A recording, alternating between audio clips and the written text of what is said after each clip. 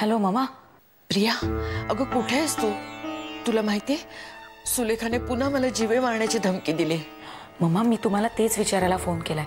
नक्की काय झालंय मम्मा? अगं प्रिया, तिची पुन्हा नवीन काहीतरी कारस्थानं सुरू झाली आहेत. कसली कारस्थानं? मला एक सांग, तू माझा फोन उचलला होतास? नाही मम्मा, मी नव्हते तेव्हा घरात. प्रिया अगं तू फोन उचललास आणि आवाज मात्र सुलेखाचा होता माहितीये. सुलेखा? तेच म्हणते मी, तेच पटवण्याचा प्रयत्न करते मी. मध्यंतरी ती गायब होती ना, मला खात्री आहे तेव्हा ती असलीच काहीतरी विद्या शिकायला गेली असणार. आपला हेतू साध्य करण्यासाठी सुलेखा काहीही करू शकते यावर माझा पूर्ण विश्वास आहे मामा. पण एक मिनिट मामा, मला सांगा कुसुम आत्याचं सुलेखा काही का बिघडवेल?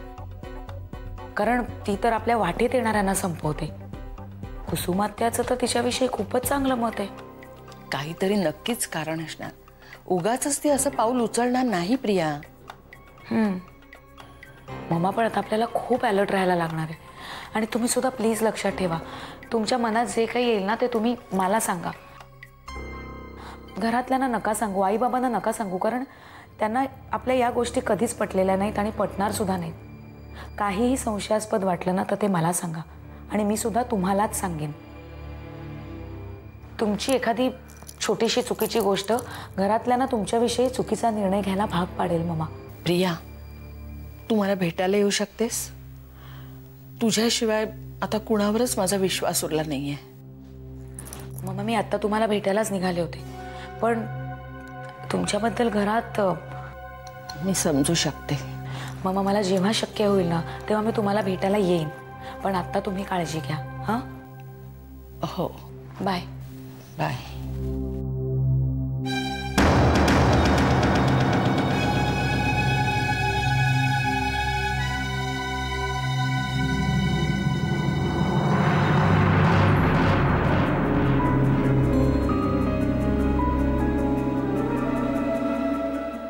अभिमान, अभिमान तुला सगळं आठवेल. तू फक्त थोडासा प्रयत्न कर, थोडासा. तुला जेव्हा काही थोडंसं आठवेल तेव्हा तसा मला प्रतिसाद दे. अभिमान, तुला जर का काही आठवलं ना तरच आपण काहीतरी करू शकू. तू निर्दोष आहेस असं नुसतं सांगून चालणार नाही. आपल्याला तसा पुरावा द्यावा लागेल.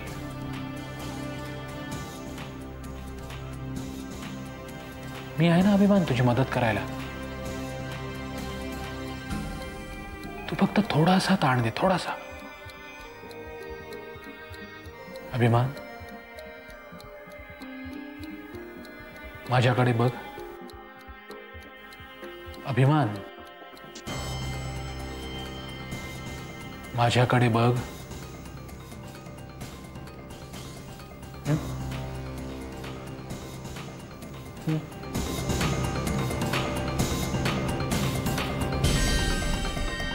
ग्रेट.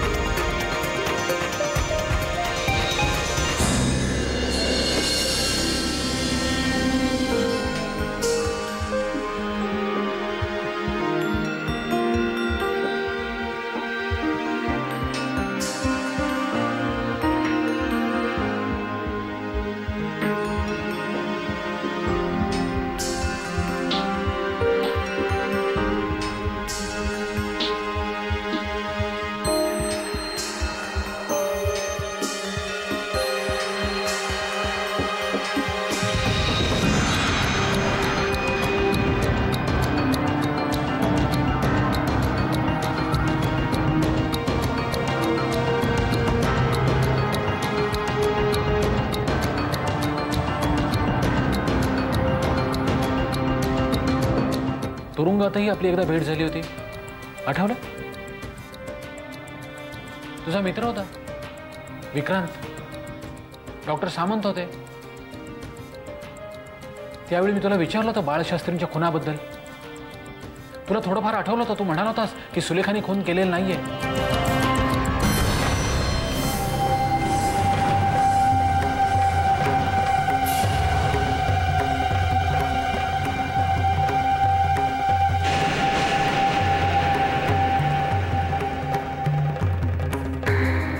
मग विक्रांत तुला सारखा म्हणत होता अभिमान बोल म्हणून. स्पीक अभिमान, बोल अभिमान बोल. अरे अजून किती पाठीशी घालणार आहेस त्या मुलीला? अभिमान, त्या मुलीने माती केली तुझ्या आयुष्याची. Inspector please. Vikrant control yourself. Virat सांग ह्याला त्या मुलीने माती केली त्या आयुष्याची, तरी सुद्धा अजून त्या मुलीची बाजू घेतोय. कम ऑन अभिमान, स्पीक यार. अभिमान स्पीक यार. Abhi speak to me. Abhimaan speak to me यार. Abhimaan speak to me. Abhi relax Abhimaan, relax, शांत.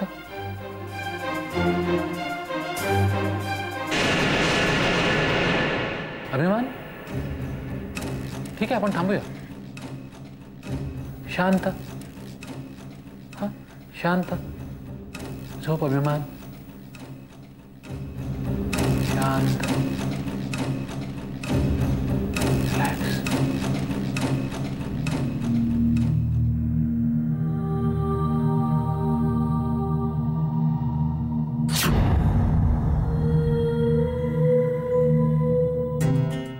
काळजी तू घे मामा, त्याची जास्त गरज आता तुला आहे. माझ्याबद्दलचे तुझे सगळे अंदाज बरोबर आहेत. मी कुठल्या थराला जाऊन काय करू शकते याचा अंदाज कोणीच बांधू शकत नाही. तसा तो तूही बांधू नकोस मामा, कारण तेवढा वेळ मी तुला देणारच नाहीये.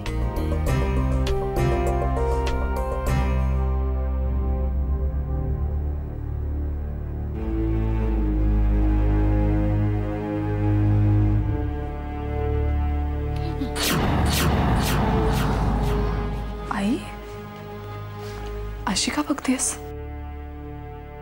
तू तू तू इथे बसू नकोस. असं काय करतेस आई? तू तू नसशील तर सुलेखाने मला धमकी दिली होती, ती कशी इथे पोहोचेल आणि माझा जीव घेईल म्हणून. आई अगं असं काय करतेस? हा नाही बघ, तू ना मला असायलम मध्ये ऍडमिट कर प्लीज. आई अगं मी कशाला करू तुला ऍडमिट? हा असं का वागतेस? अगं ती नक्की इथे येईल आणि माझा जीव घेईल म्हणून सांगते. मला इथे नाही राहायचं. तिथे निदान मला समजून तरी घेतील सगळेजण. मी वेडी म्हणून मला समजून घेते. इथे मी शहाणी असून सुद्धा ना तुम्ही मला वेड्यात काढलंय. आई हे बघ, माझ्याकडे बघ. हा आम्ही कोणी तुला असायलममध्ये टाकणार नाही आहोत. हा तू गेलीस तर माझं काय होईल? हे बघ, तू काळजी करू नकोस. सुलेखा आली ना की सगळं बरोबर होईल. हा नाही, ती तशी पण इथे पोचेलच आणि माझा जीव घेईल म्हणून मला इथे राहायचं नाहीये. आई अशी नको ना वागूस ग. आई तू तू तू तू जायचं, मला एकटीला इथे राहू दे.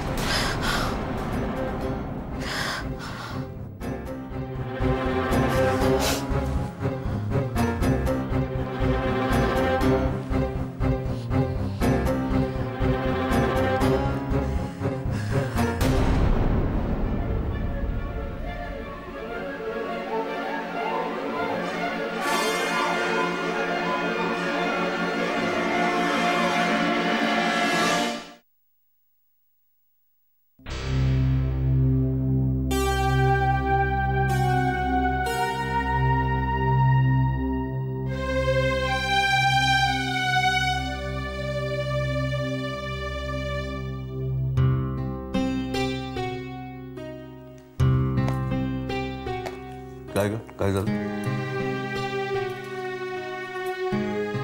अहो तुम्ही जरा न चिडता शांतपणे माझं ऐकून घ्या. असं का बोलतेस? काय झालं, आज मामांचा फोन आला ना, तेव्हापासून माझं काही कशात लक्षच लागत नाहीये.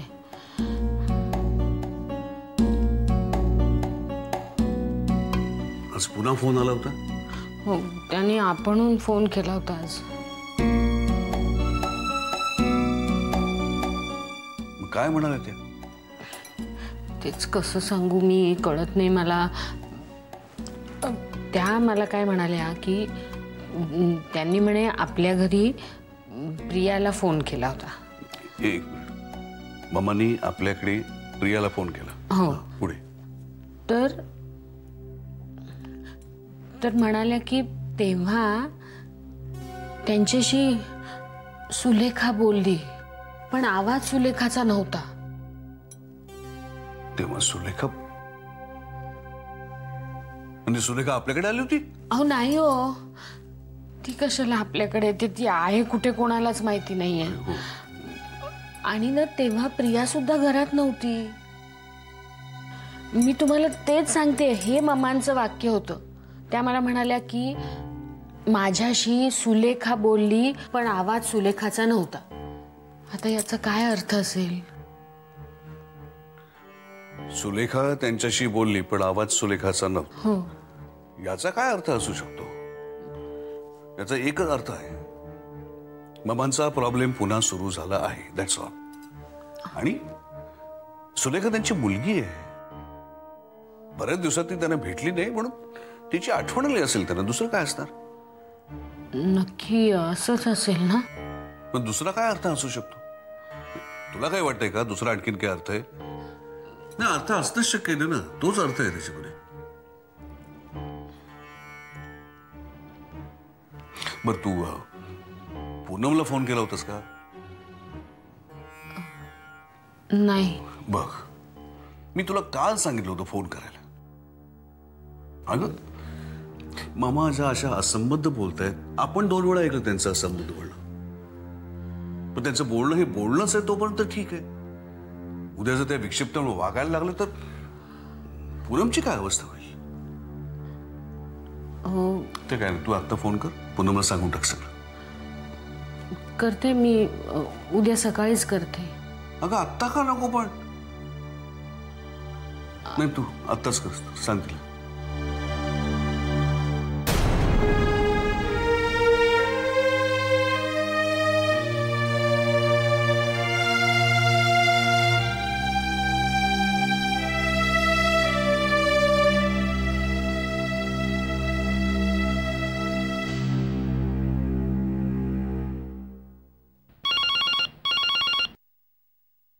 हॅलो. हां, हॅलो पूनम. मी वसुधा बोलतेय. बोला वहिनी, कशा आहात? कुसुमताई कशा आहेत? हां, बऱ्या आहेत त्या आता. हॅलो. हां हॅलो. मी बोला ना, थांबलात? नाही, तसं काही खास नाही. सहज आपलं मामांची चौकशी करायची होती. कशा आहेत त्या? बऱ्या आहेत ना? बरी आहे.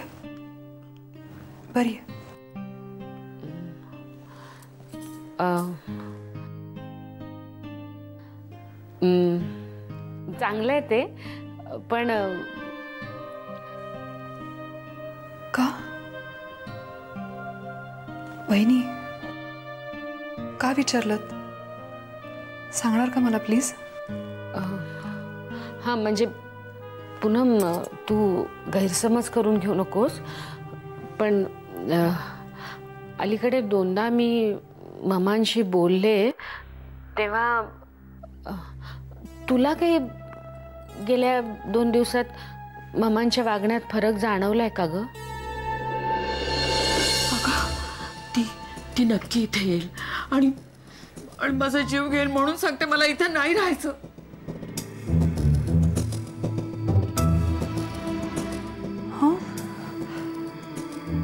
का तुम्हालाही ती बोलली का सुलेखाविषयी काही?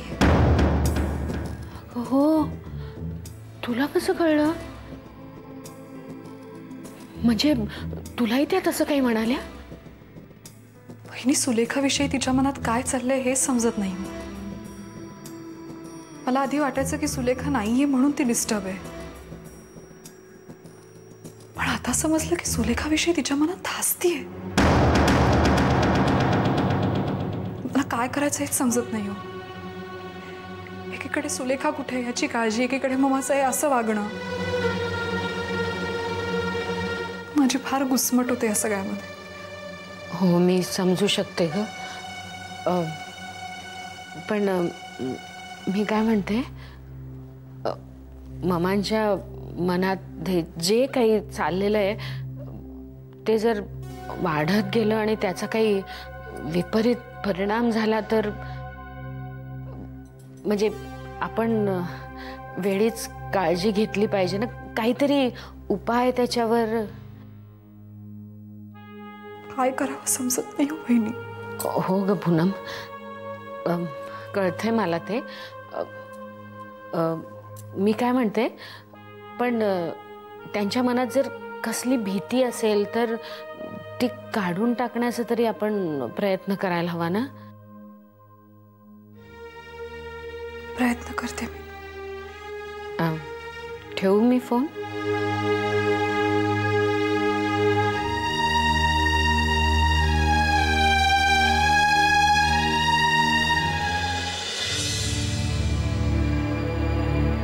ममा, तिने धमकी काय दिली?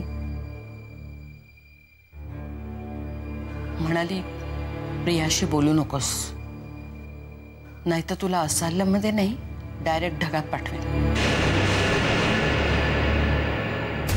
मला वाटतं प्रिया ती पुन्हा मला मारण्याचा प्रयत्न करते. ममा, आत्ताची सुलेखा खूप वेगळी आहे. मला खात्री आहे ती काहीतरी नवीन भयानक शिकून आली. तुला सांगते प्रिया, तिच्याकडे ना एक भयंकर मूर्ती आहे. मूर्ती, तिची काहीतरी नवीन कारस्थानं चालू आहे तेवढं नक्की. ममा, तुम्ही फोन केला होता तेव्हा नक्की काय घडलं सांगाल? मी फोन केला ना तो कोणीतरी फोन उचलला. मी म्हटलं प्रिया बोलते का, तर ती व्यक्ती हो म्हणाली. मला जरा आवाज वेगळा वाटला म्हणून मी पुन्हा विचारलं तर म्हणाली माझा आवाज बसलाय. पण त्यानंतर आवाज सुलेखाचा नव्हता, पण आवाजात जरब तीच होती. कोण असेल? मला सांग, त्या दिवशी घरात कोण कोण होतं? आई, आजोबा आणि कुसुम आत्या. ममा, आपण समजा असं गृहीत धरलं की त्या दिवशी सुलेखाच घरी आली होती, तर तिला कोण आणेल? म्हणजे आई आणि आजोबा तर शक्यच नाही. मग कुसुम आत्या? पण या सगळ्याच्या मागे ती, आणि ती सुलेखाच आहे मला माहिती आहे. ममा, तुम्ही म्हणाला होतात की जेव्हा तुम्ही स्वतःला मारण्याचा प्रयत्न केलात तेव्हा त्यामागे सुलेखा होती. तिने तुम्हाला हिप्नोटाईज केलं होतं. कदाचित कुसुम आत्याच्या बाबतीत सुद्धा तिने असंच काही केलं असेल तर. पण पुन्हा प्रश्न हाच आहे की सुलेखा घरात आली कशी?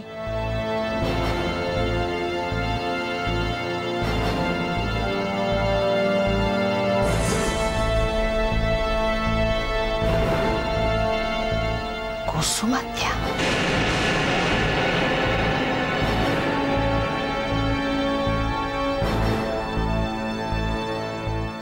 कुसुम आत्या?